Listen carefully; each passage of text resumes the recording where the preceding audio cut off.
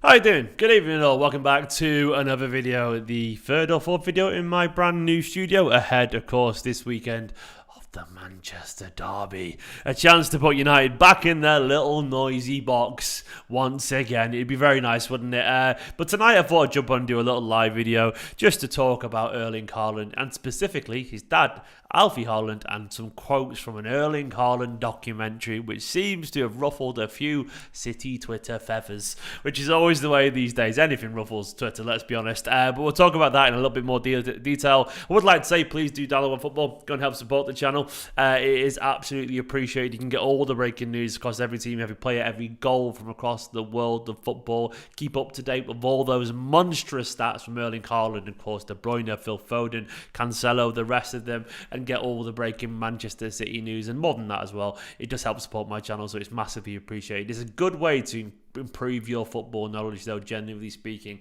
It makes you in the know as the game evolves and moves around. So make sure you download it right now. Support the channel. Get the best app on the market. What are you waiting for? Go ahead. Do it. So, these quotes. Basically, if you don't know what the context of these quotes are, the wife's in the chat. Hello, wife. The quotes, I'll jump over to here. Here we go.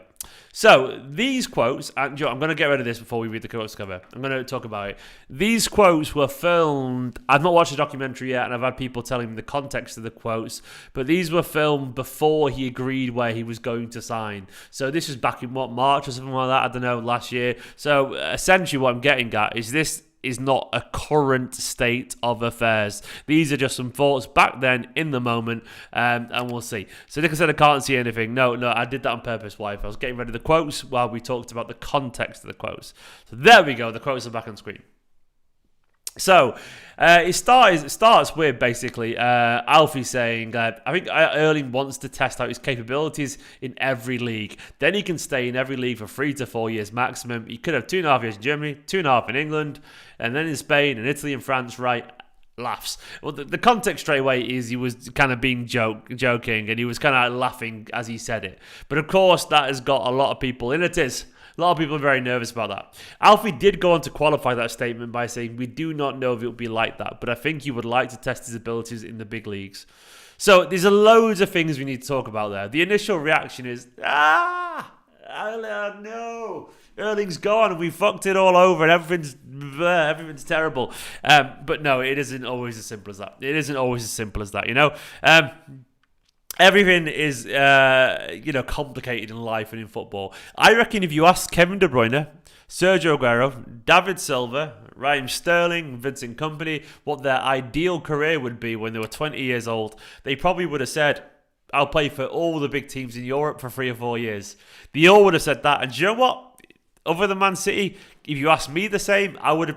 Do you know what? Even with Man City, I obviously would have stayed at City for a long time as a fan, but I would still like to play in other countries because I like to play and travel around the world. Well, the point I'm making is, I'm almost certain most footballers feel this way at a certain age. And when you're 20 years old, 21 years old, you're reckless, you're young, the world is your oyster, you want to go somewhere, you want to see people, you want to do things, and you want to experience life and all that kind of stuff. And I guarantee you, by the time you're 25 and you've got a partner and you're settling down a little bit and you're playing for the best team in the world, being paid the best in the world, and you're winning loads of trophies, things start to change a little bit because you start to build roots. You start to anchor down in a place. It starts to become who you are as an identity, and you settle down. Ask Vincent Kompany, ask Sergio Aguero, ask David Silva, ask Kevin De Bruyne, ask all these footballers who have been at Manchester City for such a long time now why they stayed here. And I guarantee it wasn't the plan. It was because it was really good here and he liked it and it made an awful lot of sense. So the temptation is to go, you know what, he could leave in a few years' time. And guess what? That could be true. He absolutely could leave in a few years' time. But, there's an old saying, it's better to have loved and lost than never loved at all. And look, the wife's in the chat right now, and look, if Nicola decided to leave me tomorrow, she won't. It's absolutely fine. She's going to laugh at me saying that. I would live this 9 years every single time, even though it break my heart, because she would be worth every second of it. And I'd do it again and again and again. What's the point I'm making is like, I would rather have Haaland for a few years than ever consider not having him at all and getting over it. So I guess what I'm saying is I'm not particularly worried about it. It is going to be a great deal. I love this very wholesome chat going on there. But I'm not worried about the idea of Haaland going because he's there right now and he's ours, we aren't too small for Erling Haaland. We've got to be arrogant like Real Madrid fans. We've got to be arrogant like Barcelona fans, like Bayern fans. Nicola said, are you trying to make me cry? She's a hormonal pregnant lady down there. I'm just telling you the truth, beautiful. I love you too. No, I'm not trying to make you cry at all, but it's true. So that's what I'm saying is, I guess, it's a very cute community. It is, by the way. You're all being very adorable there. I like it. It's very wholesome in the chat. We don't have dickheads on this channel. That's what I like about it. And you guys are the best, the politest YouTube audience to exist. I actually agree that. I think that's genuinely true, especially in the football space. But I guess what I'm saying anyway is like, with Haaland, we need to feel a bit more arrogant as City fans and believe that in the same way that we convinced Silva and Aguero and everyone else to stay, we can convince Haaland to stay. Why would he go anywhere else than Manchester City Football Club? I get it, but at the same time, why would he? Like, when you think about it logically in a playing sense, after a few years here, winning loads of trophies, scoring loads of goals and breaking loads of records, and falling in love with Manchester and its people, and maybe falling in love with a beautiful Mancunian woman or Mancunian man. I don't know which way he swings. I don't really care. All I want him is to be happy. And genuinely, after a few years of being here and being dead happy, I'd be, look, he might just be like, I'm going to stay here, man. I like it here. This is my life. And I'd be very, very happy for him. And look, ultimately, they have one career, and it definitely isn't worth winning. It's definitely worth winning, worrying about, basically. I don't think there's anything in this massively. Like, I think it was a relatively throwaway comment, and it isn't worth worrying over. You forget about the individual motivations of people. I'm not trying to talk you all into it. I'm just trying to talk common sense, honestly. Like, you all think something's permanent that isn't, and something that is going to be impermanent then becomes permanent. Life just twists and turns and upside down. I could take a minute to sit right there and I'll tell you how Erling Haaland became the Fresh Prince of, I don't know, Manchester? I don't know. What the fuck knows what I'm on about. I got very confused then. But basically, I'm very relaxed about this situation. I think there is a bit of like the Man City spirit in him, genuinely, a little bit of Man City spirit in how he exists and all this kind of stuff. He also talked a little bit, by the way, about the money. He said he likes money, man. He said, when I was a young boy, like everyone, I dreamt about becoming the best footballer in the world and making Freshman's with Bezic. There we go. That'll do, Omar. Big up, Omar. Now I do. I think money is important for everyone to make the most. That's not the main focus, but you would like to make as much as possible. If you can get 5,000 Norwegian kroner, which is about 420 quid, to do a job, or 10,000 to do the same, you take 10,000. Everyone would do that. I've dreamt about playing football and live on that for the rest of my life. So I guess what he's saying is pay me loads of fucking money and I'll stay and score loads of goals. He's not saying that, but But essentially what he's saying, he understands it's a job, which is very interesting. So when someone talks that pragmatically, it's an insight into who they are as people. He's got a little bit of a Kevin De Bruyne about him in that essence, I reckon, in terms of like, I know Belgians aren't really Scandinavian. They sort of are. They sort of aren't. Well, how far? Like, I need to look at the map of Europe here. It isn't Scandinavia, but like the Norwegian and the Belgian people, I wouldn't be surprised if they are, they're quite similar people. So I feel like Haaland's got a bit of pragmatism to him, and I think De Bruyne is here because, one, he realises he's paid exceptionally well. He's at the best team. The team look after him. It's built around him. He's got the best manager, some of the best players, and it's the best place for him to be. And I think he made that decision because he's an intelligent, pragmatic man. And the way that Erling Haaland talks about football and his dad and so on, he gives me the impression that he too is capable of making very similar decisions. Yeah, so I feel like he might decide this is the best place to be. I get paid a reasonable, very good amount of money. I'm winning loads of trophies. and I like it here. So it's interesting as well where Alfie talked about the quality, he was ranking teams. Let me find the quotes. Where is it? There we go. Alfie, discussing Haaland's transfer, said, on our list, I think this is before the decision was made, by the way. He said, I think Man City is the best team. Bayern is number 2. We have Madrid as number 3. PSG is number 4. And then quite piffily, we also have some English teams other than Man City, quite good. Liverpool and Chelsea, quite good, They're all right, What I mean? They're not Man City, though, are they? Also, this Barcelona, they are sort of in the same row. Like City were basically the best. We're the best. We're the fucking best. I tell you what, everyone talks about City being a tiny little club. Pop that in your fucking pipe and smoke it. Man City, as everyone knows, we're the best team to be at these days, man. It's just sort of true. I know we haven't won the Champions League yet, but it is a matter of time. If you want to play for the best team, you play for Manchester City Football Club, and that is what I genuinely believe to be true. It's a team that wins the most leagues, the Premier League. Okay, Madrid are pretty damn good as well, but, I do think City are a better team. They do, and I know they beat us, but if they were in a league campaign together, City would win the league. Put it this way, if Man City were in a league over the course of a long season and Bayern win it and everyone else win it, I think City would win it. I still think City would win it. But one-off game, yeah, you know what it is. But yeah, I think that, as Solo just said, I think that's the thing to focus on there. Man City being their number 1. So the temptation, of course, is to panic over these quotes, but I'm honestly relaxed about it. They basically are thinking his future at all times, and I think it's very tempting to go, look, he's going to go, but he could do in 3 or 4 years, 2-3 years. He could also stay for 5 or 6. He might just complete his contract. You just never really know, do you? You never really know how these things are going to go. And I guarantee you, it isn't even close to worth worrying about. Like, some things just aren't, like football and people. Look, you don't know. I didn't know I was going to be living in Ramsbottom with Nicola a few years back. Of course I didn't know. You had no idea. You think you can live in a certain place for a long time, and I thought, I didn't know I'd ever be a YouTuber. I used to laugh at Nicola for the idea of YouTubers, and look at me now. Genuinely true.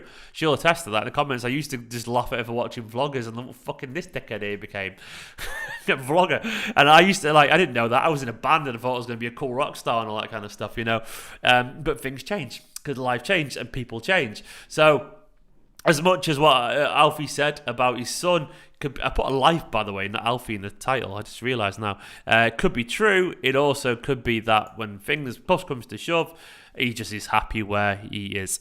So yeah, everyone calm down, basically. Everyone relax, And I guess a lot of people are getting upset, are probably just some people on Twitter who spent too long arguing with Real Madrid people saying he's a stepping stone. Have the Real Madrid fans who thought that also read these quotes, which show that you'd also only be 3 or 4 years at Real Madrid and go somewhere else? That doesn't sound like a stepping stone. That sounds like just another step on the path, full stop. You know what I mean? So no stepping stone here. It's not like the end goal is Real Madrid. The end goal from these quotes, that's another way of looking at it. These quotes there's no end goal here. It's more about just playing everywhere. So Real Madrid aren't above Man City. City aren't above Real Madrid. It just so happens that we were the best project to come to right now, and it was never about eventually going to Real Madrid. It was never about that. It was about having a good, expansive career, if you know what I mean. So Real Madrid fans will try and sell you this idea that he's only ever wanted to play Real Madrid and that was it. That categorically now, as we just know from Alfie, isn't true. So what does that tell you, man? What does that tell you? Tells you everything you need to know. We aren't the stepping stone. We are one elite club that he wants to play for, that potentially others might enter the equation too at one point in the future if he sees that fit. But who knows, man? I find the quotes interesting as well from Erling about his goals. I also like these quotes, by the way, here, when he was talking about after the game between City and Dortmund in 2021. I think 15 people said I should come. John Stones, Ruben Diaz, Gundogan, Foden, De Bruyne. I really like that. Do you remember that photo of Foden just covering his mouth and talking to Erling like that? And we were all like, he's telling him to come. Let me see if I can find the photo. It turns out that it was probably true. It probably was true. He probably was actually telling him to, this one here. Here we go. Let me see if we can get up on screen. Where is it? These ones here. You can see it. Those ones. It turns out he actually was saying to him, "Come on, come and join Man City." We all joked about it, but it was literally true. It was literally true. That's what he was doing. I find that hilarious. Brilliant, absolutely brilliant. So all these players want him to come, and he went, all right then, I will come and join. Jake saying, Stephen, what do you make about City talking Bernardo about the contract thing? Let me go back to that actually from yesterday.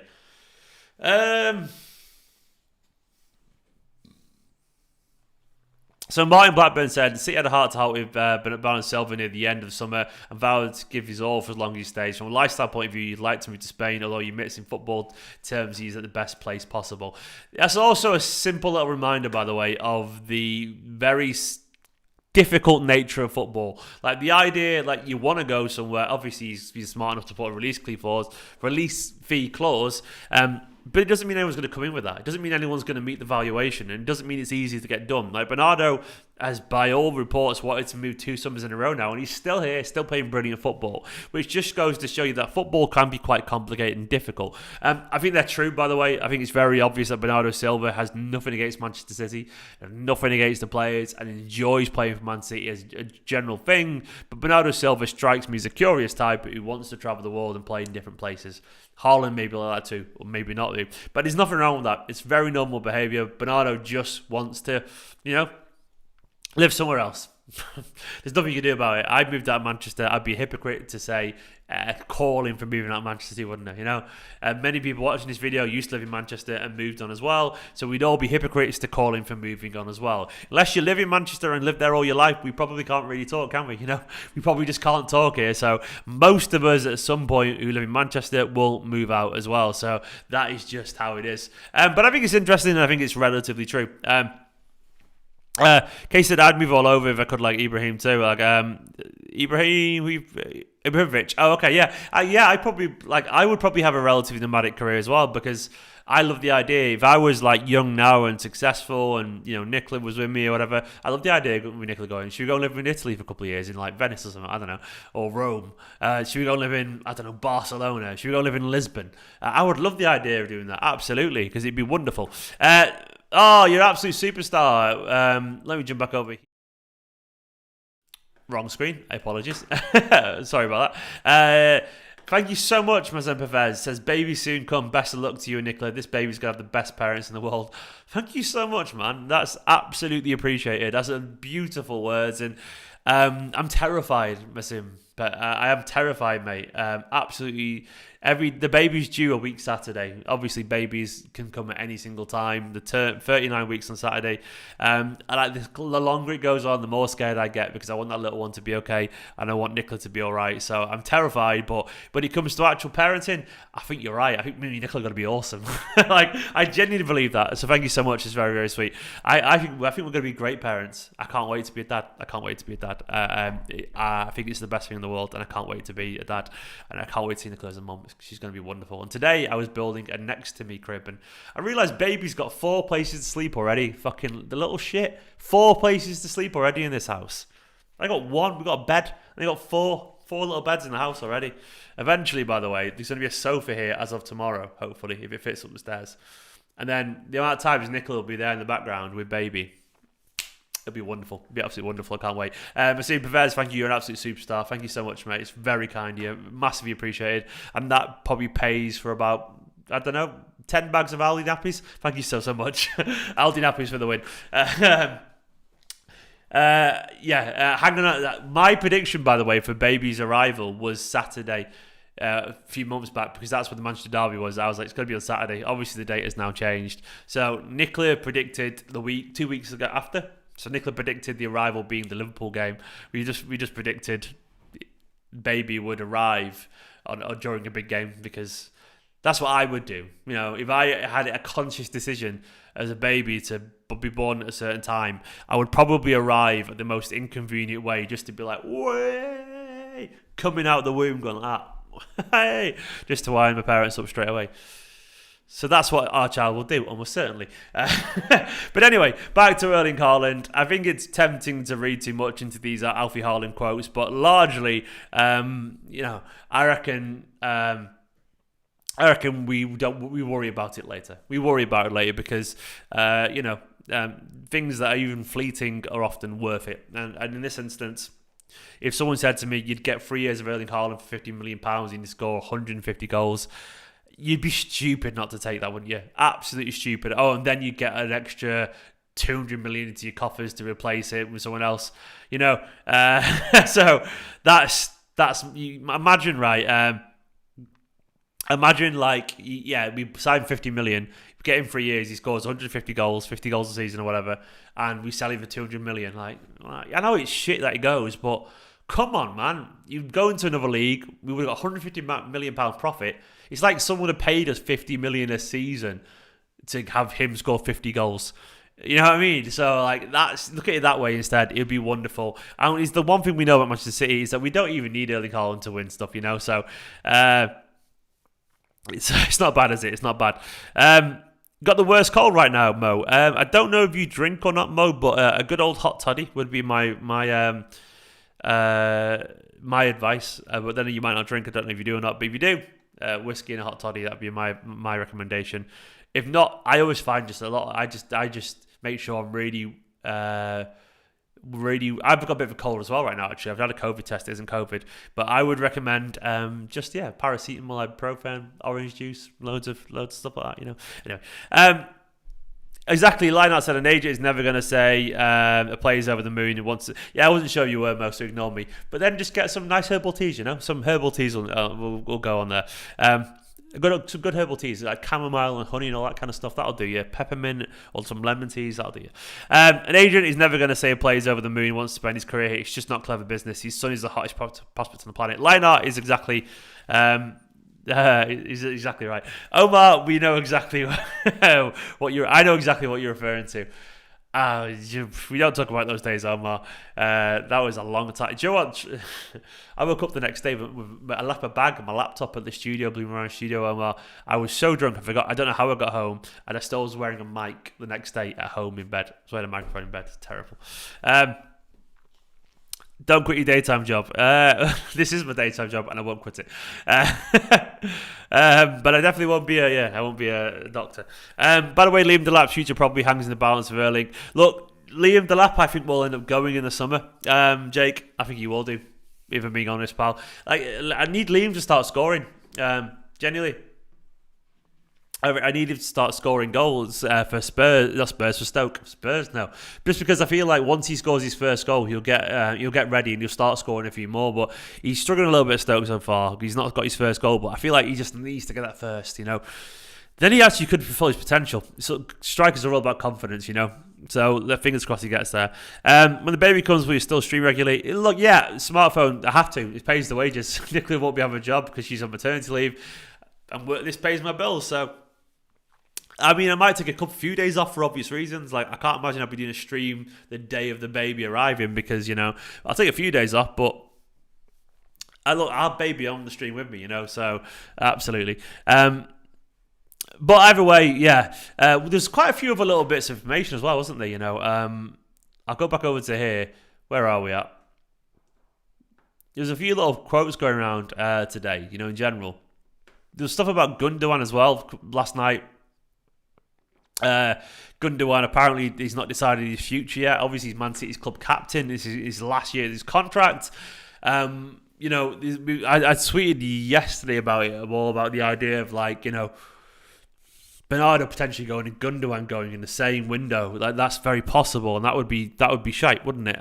But I do think Bellingham would go to Man City. I do think that would happen in that scenario. I think City would go big on it, so we'll have to see.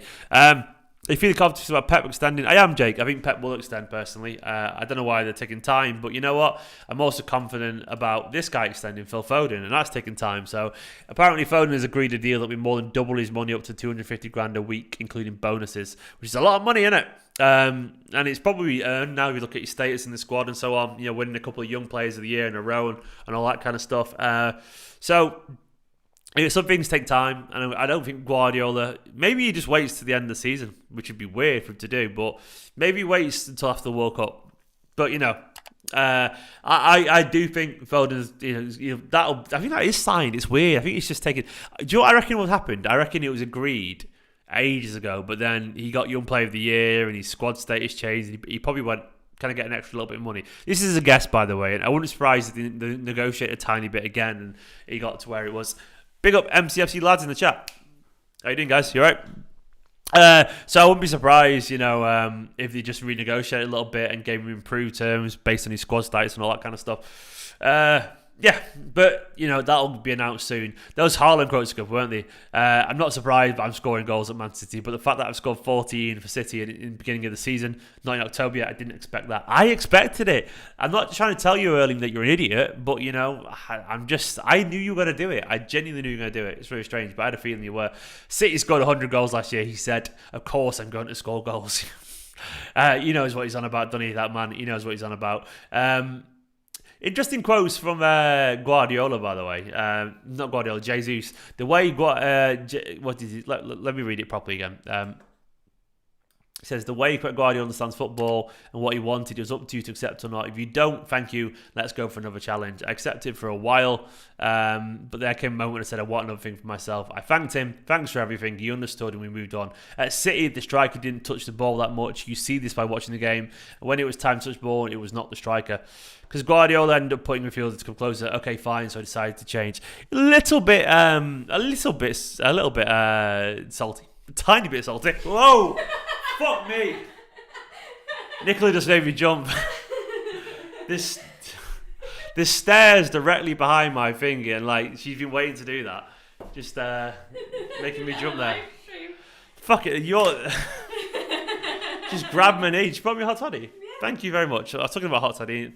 She's worth the jump scare. Sorry. Do you want to show the baby on the baby bump? Oh yeah, sure. Oh, my heart's going. She grabbed my leg basically. Look at the baby bump. Okay. Oh, get rid of these spam. Genuinely, she shit me up then. She's very proud of herself. That entertained everyone. It entertained me anyway. No, it's very tempting to say words I'm not going to say. Yep. Bye. Bye, baby and wife. Don't fall down the stairs. Oh, dude. It's very steep stairs. It's honestly, I'm in the attic. You shit me up then. I just felt a hand on my knee and she's a little bitch. She bought me a hot toddy though, so I can't complain. But either way, those we have got a name for baby. Yeah, you'll have to wait. I can't wait to tell you all about our child. The way Guardiola does blah, blah, blah. Anyway, back to Jesus. It feels a little bit salty. And I don't mind if it being a tiny bit salty, but ultimately, he might be telling the truth for what it's worth. I do think he actually enjoys the freedom a tiny bit more at Arsenal. He's allowed to essentially at Arsenal, he's their best player. He's the sort of their best player. So it's like if Kevin De Bruyne wants as many touches of the ball as he kind of gets him because he's Kevin De Bruyne. Jesus didn't ever really earn a full freedom at Manchester City. It's not as bad as Sterling. No, it's not. He's a tiny bit salty, but not massively. He's respectful still. I think he's been relatively respectful there. There's no people talking about Sterling, and there was a lot of strong emotive words like I was disgusted and all this kind of stuff. Certain words that you choose make things sound worse. And I don't think he's chose any bad words there. Just more, we slightly disagree on how we want to play. That's fair enough, there's nothing overly emotive. It's just a little bit salty, But ultimately, I don't think Jesus ever earned the right to be the main man and get all the touches on the ball, and that's just a matter of fact, really. Haaland doesn't, and we didn't really need him to drop deep and all that kind of stuff. We didn't need him to, did we? We have all these quality players, and we needed someone to be. Look, to be honest, as well, Jesus needed to finish his chances a bit better. Let's be honest, man. It's all very well dropping short and all that kind of stuff, but look, we all accept that Gabriel Jesus has had a fantastic start to the season, right? Oops. We all know that Gabriel Jesus has had a wonderful start to the season. Yet here we go. Let's have a look at his stats at Manchester. There we go. He's got. You can't quite see it there. He's got 4 goals in 7 games. No, for them, 4 goals in 7 games. So as good as it is, it's not Erling Haaland who scored, 11 already. So, no,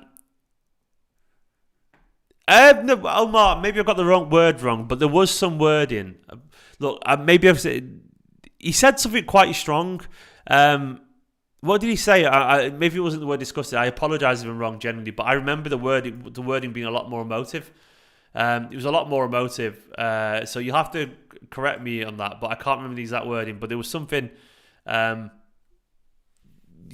lot stronger. But either way, he was fuming. That was it. He was fuming or something like that. He was like really angry. Like the idea that he was angry about it. It was something a lot more, bit more fuck you. It was a little bit more fuck you. As if that City confronted him, raging about not playing. Raging's stronger than that. You've got every right to think there's nothing wrong with that, by the way, and I agree with that. But I guess raging is stronger than what Jesus said. That smells so great. It smells so nice, that toddy. But what was I saying? Look, I guess the point I'm making there about Jesus is that you can talk about not playing a certain way, but ultimately, he's got to score goals and do his fucking job. So the difference is between Haaland and Jesus. Like, as Jesus has been great, we don't need him to drop deep and do those little things. Foden can do those for us. De Bruyne can do those for us. Bernardo can do those things for us. Gundogan can do those things for us. All his job was to score goals, and then he became a winger because he wasn't good enough at scoring goals. If we're being totally honest, that's why it happened. And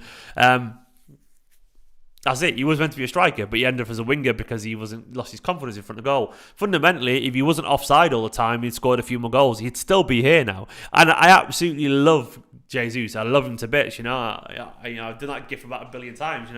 I could roll past the camera now doing it like that. I love the man. I love him to bits, even for more than just a stupid gif. I love him to bits, but he didn't do his job of what was required often and well enough. And to me, that is why he was on the bench an awful lot, because he wasn't Sergio Aguero's level and he was not Erling Haaland's level. But he's probably going to get 20 goals this season for Arsenal. 20 odd goals, but we want a guy who gets 30 odd. And in Haaland's instance, it'll be 40 odd. That's just how it is. So that is the reality of the situation, as much as I do love the guy, it is what it is. But we got Erling Haaland now, and Erling Haaland is an absolute superstar, and he's our superstar. And he's our superstar for minimum 3 years, is what I would guess. I've got no doubts whatsoever that he's going to be absolutely wonderful. He's going to be here for a long time and score plenty of goals. Guys, thank you very much for watching this video. I'm going to go drink my hot toddy downstairs with the wife, who's terrified me. I will be live tomorrow morning at 9:30. I'm going live to do an opposition preview with my good friend Jay from Stretford Paddock. I'm so tired. I've got a bit of a cold, by the way, so I'm getting tired now. But yeah, I'll be live tomorrow morning at 9:30 a.m. UK time, talking to Jay Motti from the Stretford Paddock about Man United versus Man City, because tomorrow, of course, is the lead up to the game, which I'm very confident about. I was watching the vlog I did with Next and Ty of Man City when I was over in Texas with my good mate Paco, and he was there for the derby, and he got me up for the derby again. Go watch it, it's good fun. Anyway, good night all, you're all wonderful. Derby hype indeed. Baby soon come. Well, baby's due a week Saturday, Jonathan, so anytime, I guess now. Anytime. We'll see. Good night. You're all wonderful. Thank you for joining me tonight. It's been very much appreciated. And catch you in a bit. Bye-bye. Like the video. Bye-bye. $1 Football too.